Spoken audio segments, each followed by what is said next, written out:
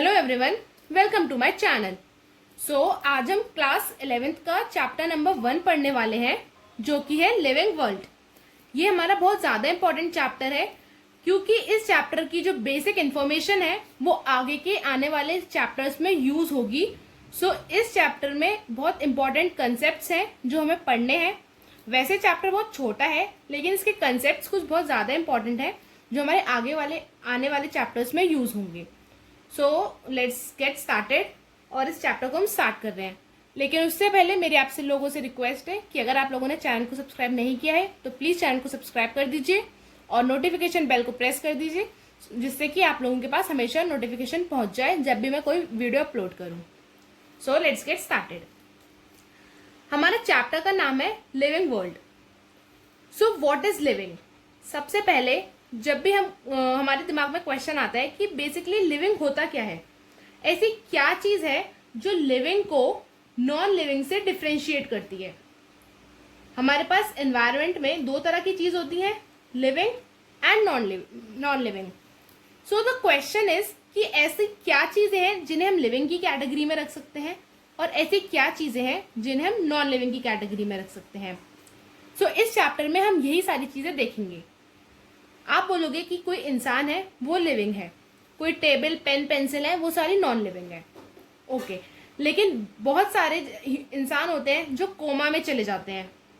आप सबने सुना होगा कोमा में बहुत सारे पेशेंट्स जाते हैं। उस कैटेगरी में आप पेशेंट को क्या बोलोगे, वो लिविंग है या नॉन लिविंग है? या कोई पेशेंट या कोई ह्यूमन जब वो मर जाता है, जब उसकी डेथ हो जाती है, उसके बाद क्या वो लिविंग रह जाएगा या वो नॉन लिविंग में ट्रांसफॉर्म हो जाएगा? इस चैप्टर में हमें इन सारे क्वेश्चंस के आंसर मिलने वाले हैं। बहुत इंपॉर्टेंट चैप्टर है, लेकिन वो साथ में बहुत इंटरेस्टिंग भी है। Let's get started. सबसे पहले हमारे पास क्वेश्चन आता है कि व्हाट इज लिविंग, ठीक है। लेकिन उससे भी फर्स्ट हमारे पास जो टॉपिक है वो है कि बेसिकली व्हाट इज बायोलॉजी। हम बायो पढ़ते हैं, बट द क्वेश्चन इज कि व्हाट इज बायोलॉजी, बायो है क्या? बायोलॉजी एक ऐसी ब्रांच है साइंस की जो कि क्या डील करती है with life of organisms. Okay, biology is a branch of science which deals with the life of organisms. मतलब अगर हम लाइफ की स्टडी करते हैं तो हम साइंस की कौन सी ब्रांच में जाएंगे? बायोलॉजी वाली ब्रांच में जाएंगे, ठीक है। अब ये बायोलॉजी इतना इंपॉर्टेंट वर्ड है, तो किसी ना किसी ने डिस्कवर किया होगा और किसी ने इसके बारे में ज्यादा रिसर्च की होगी, ऑब्वियस सी बात है, साइंटिस्ट ने। फादर ऑफ बायोलॉजी, ये क्वेश्चन कभी कभी आ जाता है कि who is the father of biology. Okay, एक क्वेश्चन कभी कभी आ जाता है। Aristotle is the father of biology, और साथ ही में he is the father of zoology also. Aristotle is the father of biology and father of zoology. Okay, ये थी हमारी कि what is biology। अब हम देखेंगे कि what is living। अगर कोई आपसे क्वेश्चन पूछे कि लिविंग क्या है, तो आप बोलोगे कोई भी ऐसी चीज जो सांस लेती है, जो चलती है, जो खाना खाती है, जो ब्रीथ करती है। तो आप ये सारे कुछ कैरेक्टरिस्टिक्स लिविंग के बारे में बता दोगे, या जो ग्रो करती है, जो रिप्रोड्यूस करती है। ये आपने कैरेक्टरिस्टिक्स बता दी, ठीक है। फिर आपसे कोई नॉन लिविंग पूछे तो आप इसके ऑपोजिट वाली कैरेक्टरिस्टिक्स नॉन लिविंग में बता दोगे। लेकिन द क्वेश्चन इज कि ऐसे कौन से पैरामीटर्स हैं जो लिविंग और नॉन लिविंग दोनों के बीच में भी कुछ होते हैं पैरामीटर्स। इस चैप्टर में हम वो सब देखेंगे, ठीक है। लिविंग, किसी भी चीज को लिविंग क्लासिफाई करने के लिए हमारे पास कुछ बेसिक से पैरामीटर्स होते हैं। ये सारे हमारे पास कुछ बेसिक से पैरामीटर्स हैं जिससे हम बता सकते हैं कि चीज लिविंग है या नॉन लिविंग है। अब जब आप किसी चीज को बताओगे कि कोई चीज लिविंग है या नॉन लिविंग है, ठीक है, तो उसको बताने के लिए आपके पास दो तरह के दो यहाँ पे टर्म्स आते हैं। एक आता है characteristic term, first term is characteristic and the second term is defining. तो डिफाइन मतलब से आप क्या समझते हो? अगर आपसे कोई बोले कि डिफाइन दिस वर्ड, कोई भी वर्ड ले और बोले डिफाइन, तो डिफाइन मतलब उसकी एग्जैक्ट डेफिनेशन बताना, जैसी वो चीज है उसके बारे में एग्जैक्ट बताना। लेकिन अगर कोई आपसे किसी के बारे में कैरेक्टर पूछे किसी भी चीज का, तो आप थोड़ा सा हल्का आगे पीछे भी अगर आप बताओगे, आप उसको डेफिनेशन से समझाओगे तो वो चीज समझ में आ जाती है। That is characteristic. लेकिन डिफाइन में आप एग्जैक्टली बताते हो क्या डिफाइनिंग होता है। तो यही होता है कि लिविंग चीज को क्लासिफाई करने के लिए हम दो वर्ड्स का यूज करते हैं, एक है कैरेक्टरिस्टिक और एक है डिफाइनिंग। तो वो चीज जो एग्जैक्टली लिविंग के साथ ही होती है, वो चीज जो सिर्फ और सिर्फ लिविंग के साथ ही होती है, नॉन लिविंग्स के साथ नहीं होती, उसको हम डिफाइनिंग कैटेगरी में रखते हैं। लेकिन बहुत सारी ऐसी चीजें होती हैं जो लिविंग के साथ भी होती हैं प्लस वो नॉन लिविंग के साथ भी होती हैं, तो उनको हम किस में रखते हैं, कैरेक्टरिस्टिक्स में रखते हैं। आई होप आप लोगों को डिफरेंस समझ आ रहा होगा। सो अब आप सोचोगे ऐसी कौन सी चीज है जो हम लिविंग और नॉन लिविंग दोनों में रख सकते हैं। सो इसीलिए चैप्टर है और इसीलिए हम इस चैप्टर को पढ़ेंगे। सो आप ध्यान से देखते जाइए, ठीक है। अब कोई भी चीज लिविंग हम क्या बोलते हैं, जब उसकी ग्रोथ होती है। बेसिक कॉमन सी बात है कि अगर कोई चीज साइज में इतनी थी और वो साइज में इतनी हो गई, या कोई ह्यूमन है अगर वो साइज में जब बॉर्न हुआ था वो छोटा था और अब वो बड़ा हो गया, तो हम क्या बोल देंगे कि इसकी साइज में ग्रोथ हुई है, मतलब ये लिविंग है। जी ये बिल्कुल लिविंग है, ह्यूमन है इसलिए लिविंग है। लेकिन ग्रोथ तो नॉन लिविंग थिंग्स में भी होती है। सी क्या होता है, जैसे ग्रोथ है, ठीक है। सबसे पहले ग्रोथ दो तरीके से होती है, या तो इंसान का साइज बढ़े, साइज बोलो या मास बोलो एक ही बात है, या तो इंसान का वो बढ़े, या फिर ग्रोथ कैसे होती है, पॉपुलेशन की ग्रोथ कैसे होती है, जब नंबर ऑफ इंडिविजुअल्स बढ़ते हैं। दो तरीके से ग्रोथ हो सकती है, या तो जब इंसान का साइज बढ़े या फिर इंसानों के नंबर बढ़े, तो दो तरीके से ग्रोथ होती है, ठीक है। अब ये नंबर ऑफ इंडिविजुअल्स जब बढ़ेंगे तो ग्रोथ किसकी होगी, पॉपुलेशन की होगी। लेकिन जब साइज बढ़ेगा तो ग्रोथ किसकी होगी, ह्यूमन की होगी या इंसेक्ट की होगी या बेसिकली किसी ऑर्गेनिज्म की होगी, ठीक है। अब जो ग्रोथ है ये यूनिसेलुलर ऑर्गेनिजम्स में भी होगी और मल्टीसेलुलर ऑर्गेनिजम्स में भी होगी, ठीक है। तो एक ग्रोथ यूनिसेलुलर में भी होगी और मल्टीसेलुलर ऑर्गेनिजम्स में भी होगी, ठीक है। तो ये ग्रोथ की कुछ ऊपर ऊपर की बेसिक सी चीजें थी जो मैंने आपको अभी बता दी हैं, ठीक है। उसके बाद अभी हम ग्रोथ में और भी बहुत सारे टर्म्स आएंगे, जैसे inclusive growth, exclusive growth, growth from inside, growth from outside, growth किस एज तक होती है, ग्रोथ अनलिमिटेड होती है या लिमिटेड होती है। तो ये बहुत सारी चीजें हैं जो भी ग्रोथ के अंदर आएंगी, जो आगे आगे धीरे धीरे पढ़ेंगे। लेकिन उससे पहले आप एक बार सारे पैरामीटर्स देख लीजिए, जिससे कि आप जब हम इनके बारे में डिटेल में पढ़ें पैरामीटर्स के बारे में, तो आप लोगों को पढ़ने में आसानी हो जाए, ठीक है। फिर सेकेंड हमारा जो फीचर आ जाता है वो that is reproduction. Reproduction basic सा फॉर्मूला होता है to reproduce the offspring of their own kind. ये रिप्रोडक्शन होता है, ये लिविंग में भी, ये लिविंग में होता है। अब आप बोलोगे कि नॉन लिविंग में नहीं होता, तो ये डिफाइनिंग फीचर है ये, बट स्टिल ये कैरेक्टरिस्टिक फीचर होता है।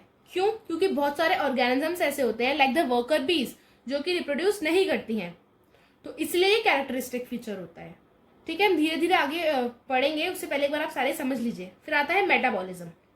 अब क्वेश्चन आता है कि सबसे पहले कि मेटाबॉलिज्म क्या होता है। बहुत सारे लोगों को मेटाबॉलिज्म का मतलब नहीं पता होता है। तो metabolism is the sum total of all the reaction. What is metabolism? Sum total of all the reactions, ठीक है, उसको हम मेटाबॉलिज्म बोलते हैं। इंसान की बॉडी के अंदर ह्यूमन बॉडी जो होती है वो प्रोटीन्स, कार्बोहाइड्रेट, फैट्स, तो बेसिकली ये सब सारे न्यूट्रिएंट्स से मिलकर बनी होती है। तो जो बॉडी में जो सेल के अंदर जितने भी तरह के रिएक्शंस हो रहे होते हैं, सब मिलके सम total of all the reactions, उनको हम बोलते हैं मेटाबॉलिज्म। अब ये रिएक्शंस दो तरह के होते हैं।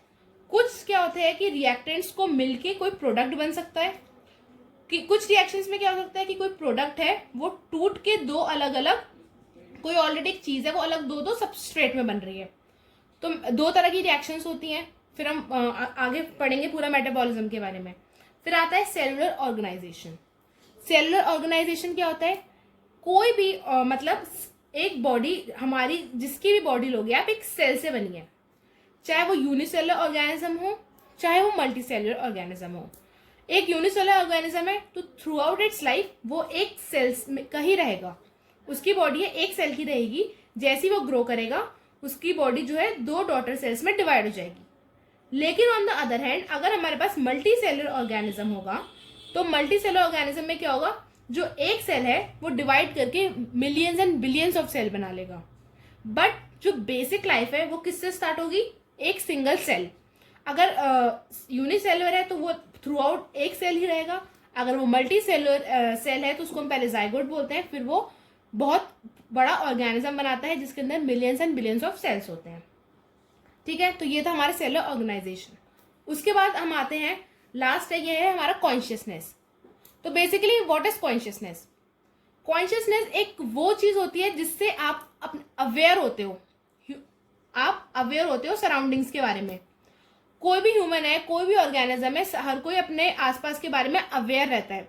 जैसे कि अगर कोई सपोज करो कोई इंसेक्ट है, अगर वो अवेयर नहीं होगा तो कोई भी उसका प्रीडेटर आएगा और उसे किल करके खा लेगा, या उसे अगर नहीं पता है कि उसे क्या करना है, कहाँ रहना है, तो वो ढंग से सर्वाइव नहीं कर पाएगा।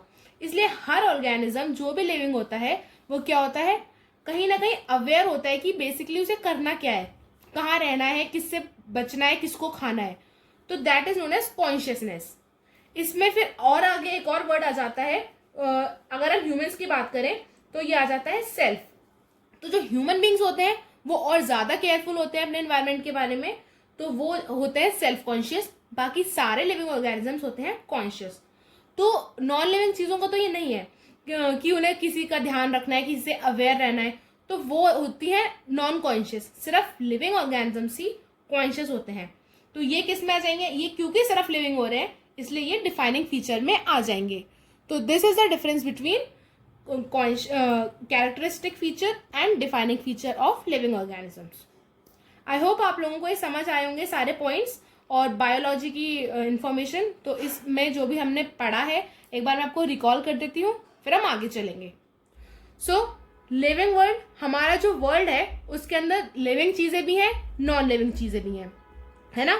हमारा जो वर्ल्ड है उसके अंदर लिविंग ऐसे तो नहीं खाली हम ही रहते हैं, हमारे वर्ल्ड के अंदर लिविंग चीजें भी हैं और नॉन लिविंग भी हैं। और एक लिविंग ऑर्गेनिज्म को जिंदा रहने के लिए लिविंग और नॉन लिविंग दोनों की ही यूज होगा। कोई भी लिविंग ऑर्गेनिज्म बिना नॉन लिविंग की चीजों के नहीं रह सकता। सबसे basic example is water. Water living होता है तो नॉन लिविंग होता है, सॉरी, उसे इंसान को उसकी जरूरत पड़ेगी। तो लिविंग थिंग्स जो होती हैं वो इंटरैक्ट करती हैं with the non living things और तभी वो एक वर्ल्ड में सस्टेन कर पाती हैं। ठीक है, उसके बाद हमने देखा what is biology. Biology is the branch of science जो क्या डील करती है with the life of organisms. जो लाइफ के बारे में बताए, जो लिविंग चीजों के बारे में बताए, उसे हम बायोलॉजी कहते हैं। फिर आता है, अब बायोलॉजी में हम लिविंग चीजों के बारे में पढ़ते हैं, लेकिन व्हाट एग्जैक्टली इज लिविंग। तो लिविंग क्या होता है वो हम कुछ पैरामीटर्स के बेसिस पे डिफाइन करते हैं, क्योंकि एग्जैक्टली किसी चीज को लिविंग बोलना ऑब्वियसली आप कैसे बताएंगे, कुछ पैरामीटर्स के ऊपर ही बताएंगे। तो फिर हमने उनकी कुछ पैरामीटर्स देखे, जैसे ग्रोथ। ग्रोथ लिविंग में भी होती है, नॉन लिविंग में भी होती है। लिविंग का मैंने आपको बताया, हमारी जैसे ग्रोथ होती है किसी ऑर्गेनिज्म की, किसी की भी। नॉन लिविंग में भी ग्रोथ होती है, जैसे कि अगर कोई आपके पास सैंड है या कोई माउंटेन है, आप ले लीजिए कोई माउंटेन है हमारे पास, ठीक है। अब ये जो माउंटेन है ये क्या होगा, अगर ये स्टार्टिंग में इतना है तो ओवर द ईयर्स कुछ क्या होगा, जैसे सैंड ड्यून्स आएंगे या कुछ आएगा तो जो वो सैंड इसके सरफेस पे लगता जाएगा और इसका जो एरिया है वो बढ़ के इतना हो सकता है। तो कहीं ना कहीं ग्रोथ नॉन लिविंग थिंग्स की भी हो रही है। अब ये लिविंग और नॉन लिविंग में कैसे क्या क्या डिफरेंस होते हैं ये हम आगे फर्दर पढ़ेंगे। रिप्रोडक्शन मैंने आपको बताया, to reproduce of its own kind. Metabolism, sum total of all the reactions. हमारी बॉडी के अंदर बहुत सारे रिएक्शंस होते हैं, सबका मिला के, सारे रिएक्शंस को मिला के हम उनको बोलते हैं मेटाबॉलिज्म। फिर ये रिएक्शन दो तरह के होते हैं, कैटाबॉलिज्म और एनाबॉलिज्म। दो तरह के आपको मैं आगे समझाऊंगी, लेकिन अब आप इतना ही समझ लीजिए कि कुछ रिएक्शंस में रिएक्टेंट्स मिलके प्रोडक्ट बनाते हैं और कुछ रिएक्शंस में प्रोडक्ट्स जो पहले बने थे वो टूटते हैं फर्दर सबस्ट्रेट बाय प्रोडक्ट्स देने के लिए। ठीक है, फिर आता है सेलुलर ऑर्गेनाइजेशन। हर इंसान कोई भी लिविंग होगा तो बेसिक उसकी यूनिट ऑफ लाइफ क्या होती है, सेल। तभी सेल को बेसिक यूनिट ऑफ लाइफ बोला जाता है। अगर कोई आपसे पूछ ले कि what is the basic unit of life, ये क्वेश्चन आपके सेल वाली यूनिट में भी पूछ लिया जाता है कि what is the basic unit of life, तो आप क्या बोलोगे, cell is the basic unit of life. ठीक है, फिर आती है कॉन्शियसनेस। कॉन्शियसनेस मतलब कि आप कितना अवेयर हो अपनी सराउंडिंग्स के बारे में। तो ये कुछ पैरामीटर्स हैं जिनको ध्यान में रखते हुए हम बताते हैं कि कौन सी चीज़ लिविंग है, कौन सी चीज़ नॉन लिविंग है, और आप किन चीज़ों को कैरेक्टरिस्टिक फीचर बोलोगे, किन पॉइंट्स को आप डिफाइनिंग फीचर बोलोगे। तो ये सब हम नेक्स्ट वीडियो में एक एक पॉइंट के बारे में डिटेल में पढ़ेंगे। काफ़ी इंटरेस्टिंग चैप्टर है ये, लेकिन बहुत इंपॉर्टेंट भी है। तो आई होप आप लोगों को ये वीडियो पसंद आई होगी। अगर आप लोगों को ये वीडियो अच्छी लगी है तो प्लीज़ वीडियो को लाइक कीजिए, share it among your friends, and please subscribe to my channel. Thank you so much for watching.